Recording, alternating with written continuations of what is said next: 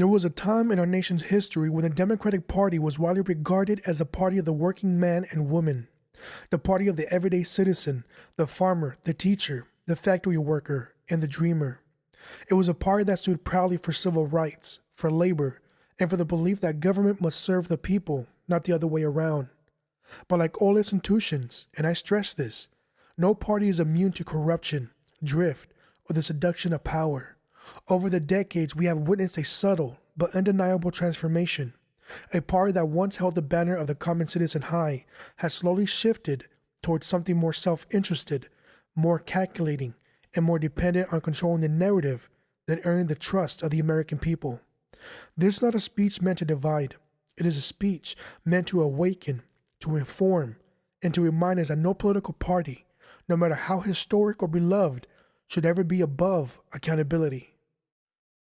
For generations, the Democratic Party earned support by championing civil rights, labor movements, and social progress. But in recent years, we watched as its leadership grew increasingly distant from the people it claimed to represent. Today, too often, the party has aligned itself with elite power centers, powerful media networks, corporate interests, and political operatives who control messaging more than they uplift the truth. This alignment has created a machine designed not to inform the American people, but to shape their emotions, perceptions, and ultimately their votes. Where once the party valued open debate and differing perspectives, it has increasingly relied on narrative control, choosing which stories are told and which are buried. It's a dangerous path when any political organization begins to believe that it alone owns the truth, because in a democracy, truth belongs to the American people, not to any party, not to any network, and not to any politician. The media was once a guardian of accountability, but today, in many ways, it has become an instrument of power. Instead of challenging political figures, some outlets have become their partners, echoing talking points, fueling outrage, and vilifying entire groups of Americans based solely on their political beliefs. We've seen a strategy emerge to paint those on the right not as opponents to debate, but as enemies to silence. This is not what America was built on. This nation was born out of the clash of ideas, the freedom to speak, to disagree, and to challenge. When the media serves a party rather than the truth, the people lose their voice. They become spectators to a script they did not write. And it doesn't matter which party benefits. What matters is that democracy suffers. We must also look at how some modern policies have shifted priorities in troubling ways. Across this nation, we have seen a growing pattern in which the rights of the law-abiding citizen are diminished, while individuals who break the law are increasingly met with leniency or even justification. Court systems in some areas have tilted toward protecting offenders more than the communities harmed by their actions. We have watched cities relax standards on public behavior, allowing individuals to expose themselves, harass strangers, or even engage in conduct that undermines public safety, all without meaningful consequences. And we're told to accept this in the name of compassion, but compassion must never come at the expense of public safety. Justice must never be so warped that the Good Samaritan is punished while the lawbreaker walks free. A society that cannot uphold basic standards of decency, security, and accountability will not sustain its freedoms for long. This is not about criminalizing poverty. It is about upholding order and fairness, the basic contract between a government and its people. When a party begins to place political narratives above this contract, chaos will soon follow. It is not a partisan exaggeration to say some within the Democratic Party have embraced policies that create disorder, minimize responsibility, and excuse dangerous behavior in the name of ideology.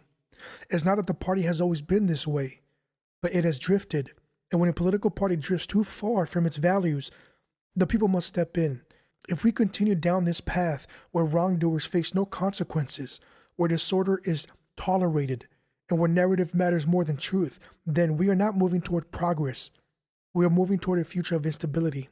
A nation built on chaos cannot stand. A movement that protects the wrong over the right cannot sustain a just society. My fellow Americans, this is not a call to abandon political identity. It is a call to hold your own house accountable. Real change does not come from blindly following a party line. Real change comes when citizens look at their chosen party and say, "You have lost your way, and I will not allow it to continue." If you are a lifelong Democrat, this is not a speech against you. It is a speech for you. It is an appeal to your conscience, to the roots of what your party once stood for. It is a call to rise above tribalism and defend the nation you love more than the party you vote for. Democracy only works when people hold their parties accountable, not the other way around. Throughout American history, political parties have risen, fallen, and reinvented themselves. The Democratic Party itself has transformed multiple times.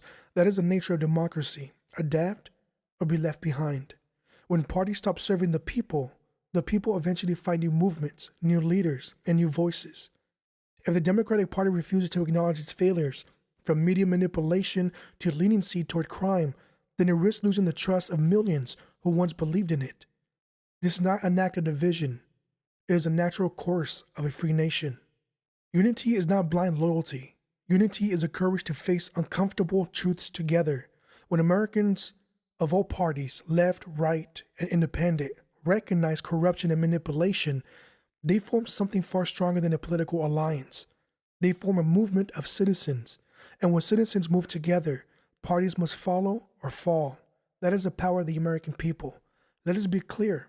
This speech is not a celebration of one party over another. It is a reminder that neither party is holy.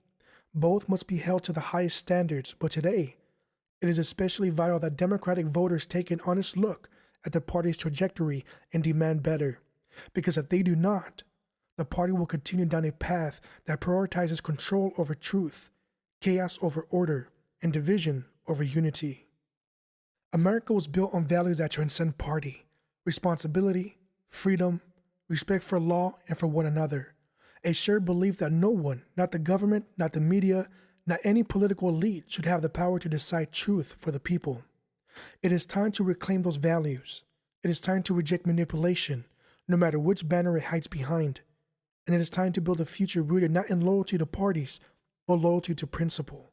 So I issue the challenge to every American, Democrat or not. Ask yourself, are you voting for a vision of the future or just defending the past? Are you standing up for your community or standing back out of fear of being different? Are you willing to hold your leaders accountable, even when they wear your party's colors? That is a true test of a citizen in a democracy. Real patriotism is not chanting slogans. It is speaking truth when it's inconvenient. It is loving your country more than your political tribe. It is demanding better, not because it's easy, but because it's right. We have always been a nation stronger than our political labels, stronger than left or right, stronger than red or blue. When we unite behind truth, when we defend justice, when we refuse to be divided by media or party, we become the America the world still looks to with hope. This is not the end of the Democratic Party, but it can be the beginning of its reckoning and perhaps its renewal. Because a party that listens to its people can change. A party that is held accountable can evolve. And a nation whose people stand for truth above politics will always endure. So let us rise, not as Democrats, Republicans, or independents, but as Americans. Let us demand truth. Let us protect justice. Let us rebuild order. And let us ensure that no party, no politician, and no narrative will ever outweigh the will of the people.